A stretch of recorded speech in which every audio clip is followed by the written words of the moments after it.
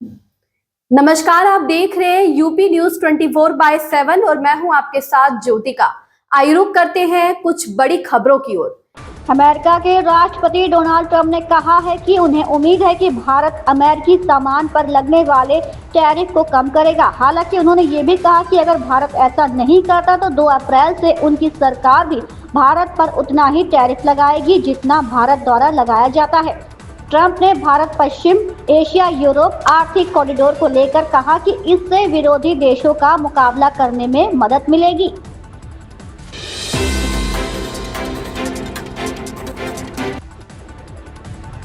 प्रदेश की धामी सरकार एक और अपने 3 साल पूरे होने के जश्न की तैयारी कर रही है, वहीं दूसरी ओर नवरात्र पर कैबिनेट नए रूप में दिखाई देगी। कैबिनेट में 5 खाली पद भरे जाने के साथ ही 3 कैबिनेट मंत्रियों की विदाई के संकेत मिल रहे हैं।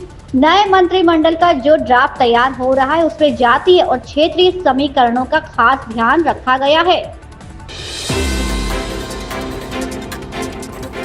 आईपीएल 2025 में कई टीमों ने नए कप्तान की घोषणा की है। इसी कड़ी में एक और टीम राजस्थान रॉयल्स का नाम भी शामिल हो गया है। दरअसल राजस्थान ने अपने शुरुआती 3 मैचों के लिए उभरते सितारे 23 साल के रियान पराग को कमान सौंपी है। वहीं नियमित कप्तान संजू सैमसन विशेषज्ञ बल्लेबाज के साथ साथ इम्पैक्ट सब्स्टिट्यूट की भूमिका में दिखेंगे।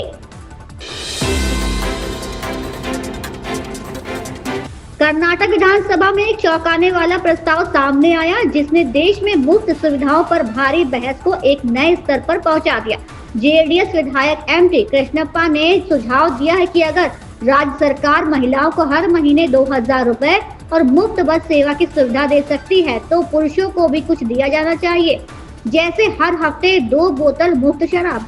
उनके इस बयान के बाद विधानसभा में हंगामा शुरू हो गया और राज्य की वित्तीय नीतियों पर तीखी बहस छिड़ गई।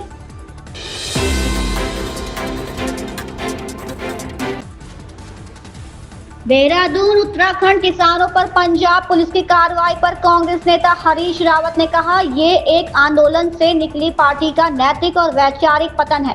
कांग्रेस इसकी निंदा करती है। पंजाब के लोग इसका जवाब देंगे। केजरीवाल को जवाब देना चाहिए और माफी मांगनी चाहिए। कांग्रेस किसानों के साथ है। ये आंदोलन से निकली हुई पार्टी के नैतिक पतन का, वैचारिक पतन का और तथाकथित उनके कर्तव्य पंथ समझ का पतन है और ये बहुत निंदनीय है। कांग्रेस की निंदा करती है और इसका पंजाब के लोग जवाब देंगे।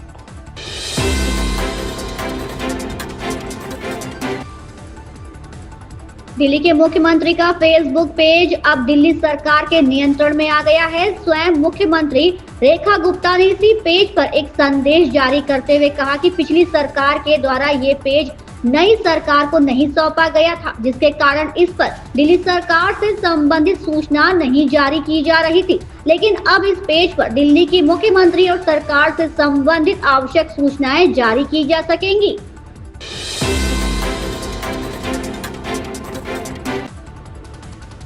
भारत में इस साल दुनिया की सबसे चर्चित ब्यूटी और मॉडलिंग प्रतियोगिता मिस वर्ल्ड का आयोजन किया जाना है। फिलहाल इस प्रतियोगिता के आयोजन में 1 महीने से ज्यादा का समय है, लेकिन इससे पहले ही राज्य में इसका आयोजन कराए जाने पर सियासी घमासान छिड़ गया है।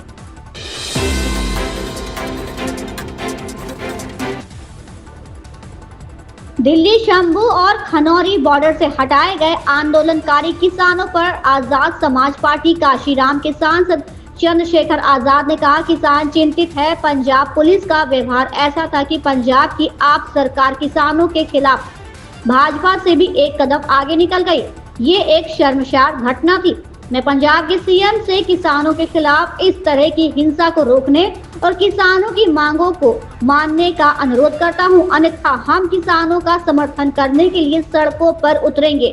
मैं भगवान से डल्लेवाल की लंबी उम्र की प्रार्थना करता हूं। जिस तरीके से उनके साथ व्यवहार किया गया पंजाब सरकार की तरफ से, पंजाब पुलिस ने डिटेन किया, इसको विषय को लेकर क्या करेंगे? देखिए, किसान परेशान है अपनी मांगों को लेकर, अपनी समस्याओं को लेकर, और सरकार कोई भी रही पहले बीजेपी सरकार से वो यहाँ दिल्ली में लड़ता रहा। 13 महीने आंदोलन चला, 700 किसानों की जान चली गई, लाठियां खानी पड़ी, जेल गए लोग, झूठे मुकदमे हुए।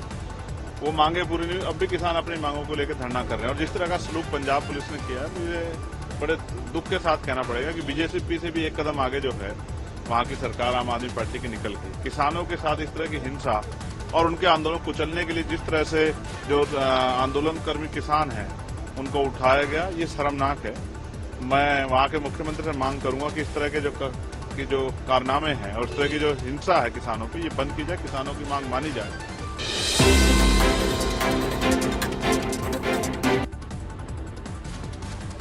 बांग्लादेश ने प्रधानमंत्री नरेंद्र मोदी से अपने अंतरिम सरकार के मुख्य सलाहकार मोहम्मद यूनुस की मुलाकात के लिए भारत से संपर्क किया है। दोनों ही नेता अप्रैल के पहले हफ्ते में बैंकॉक पहुंचने वाले हैं। बैंकॉक में आयोजित छठे बिम्स्टेक समिट में हिस्सा लेने के लिए पीएम मोदी और यूनुस 2 से 4 अप्रैल के बीच थाईलैंड पहुंच सकते हैं।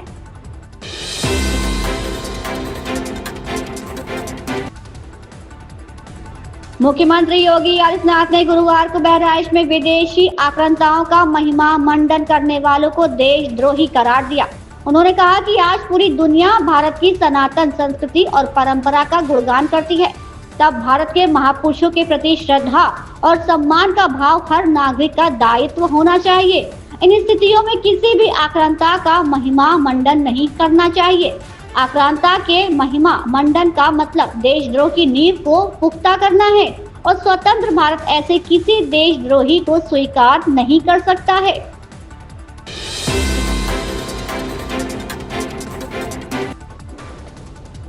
बॉलीवुड एक्ट्रेस और बीजेपी सांसद हेमा मालिनी के पुरी जगन्नाथ मंदिर जाने पर विवाद गहरा गया है। उन पर धार्मिक भावनाएं आहत करने का आरोप लगाया गया है। उड़ीसा के पुरी स्थित जगन्नाथ मंदिर में सांसद हेमा मालिनी के दर्शन को लेकर विवाद खड़ा हो गया है। पुरी के एक थाने में स्थानीय संगठन द्वारा सांसद के खिलाफ धार्मिक भावनाएं आहत करने की शिकायत दर्ज कराई गई है। इसमें उनकी इस्लामिक शादी का जिक्र किया गया है।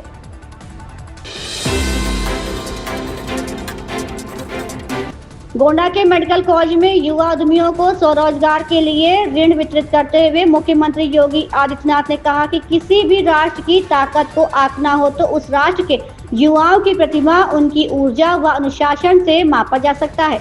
उस देश का भविष्य क्या है, अगर इसको जानना हो तो युवाओं की प्रतिभा और ऊर्जा से जाना जा सकता है। जिस देश में युवा ऊर्जा के लिए अवसर होते हैं, वहाँ पर कोई ताकत उस राज्य व देश का बाल बाका नहीं कर सकती। प्रदेश में तेजी से बढ़ रहे तापमान को देखते हुए मुख्यमंत्री योगी आदित्यनाथ ने हीट वेव से बचाव के लिए अधिकारियों को सतर्क रहने के निर्देश दिए हैं। उन्होंने खास तौर से जंगलों में लगने वाली आग से जानवरों को बचाने के उपाय करने और शरारती तत्वों के खिलाफ कड़ी कार्रवाई करने के भी निर्देश दिए हैं। मुख्यमंत्री ने हर जिले में अर्ली वार्निंग सिस्टम लगाने को कहा है। संवेदनशील क्षेत्रों में भी अर्ली वार्निंग सिस्टम लगाए जाएं ताकि समय से लोगों को आपदा की जानकारी मिल सके।